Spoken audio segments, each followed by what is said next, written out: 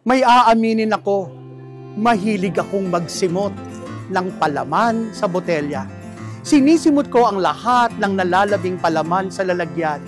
Sayang eh, kaya simutin hanggang maubos. Ang sarap!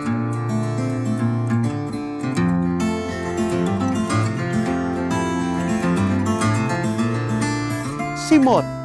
Sa ating pagdiriwang ng kapistahan ng banal na krus, muling pinapaalalahanan tayo tungkol kay Jesus, kung ano ang kaya niyang gawin para tayo ay iligtas. Ang masimot, ang pagbibigay ng kanyang sarili kahit mamatay sa krus, dulot ng kasalanan at mga taong mapanira. Isipin na lang natin, Diyos siya, pero sumasa atin. May dalawang ganap at magkaibang kalikasan, Diyos at tao sa iisang persona. Ganyan magmahal ang Diyos, ibibigay ang lahat.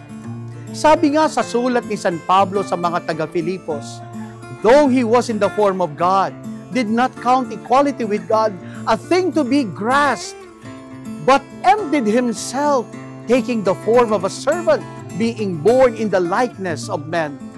Si Jesus ay nakaranas ng pangungutya, hagupit, koronahan ng tinig at pagpasan, pagpako at kamatayan sa krus.